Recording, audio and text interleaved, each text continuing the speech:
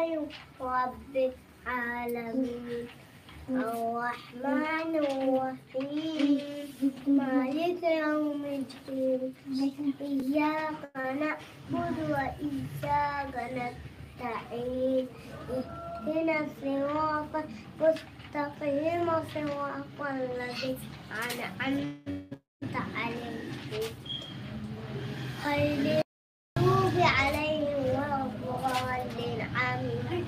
ماشاء اللہ، very good.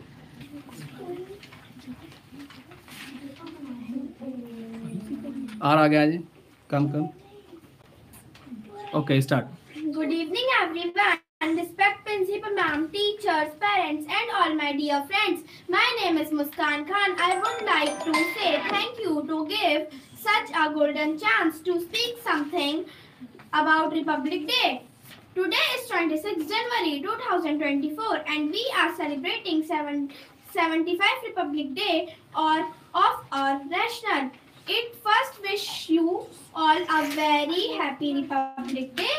Republic Day is a national festival of India. We celebrate this with great joy and happiness.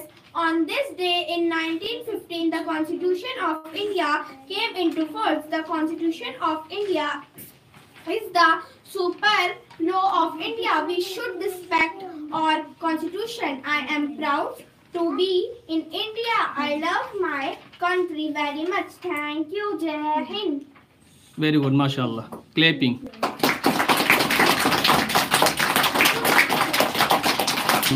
Okay میرے پیارے بچوں، آج میں آپ تمام کے سامنے 26 جنوری کے بارے میں کچھ امپورٹنٹ چیز بتانے جا رہا ہوں، ہے نا.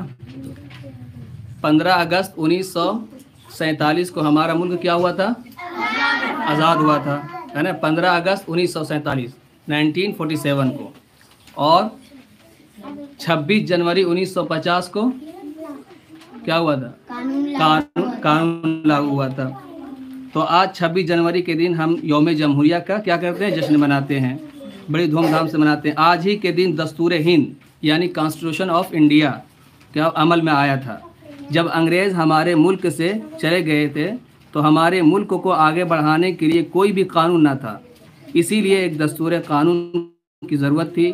تو اس وقت ایک کمیٹی کی تشکیل کی اور کمیٹی کے صدر کے طور پر کن کو منتخب کیا گیا؟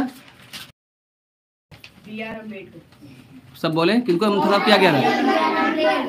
ہاں، امبیڈکر، بھیم راؤ امبیڈکر کو منتخب کیا گیا. اور اس وقت بہت سارے ان کے کارکنان بھی تھے، ہے نا. تو اس دستور کو بنانے میں کتنے دن لگے؟ اس دستور کو بنانے میں سنو، اس دستور کو بنانے میں 2 سال 11 مہینے اور 18 دن لگے. کتنے دن؟ 2 سال 11 مہینے. آگے بڑھیے.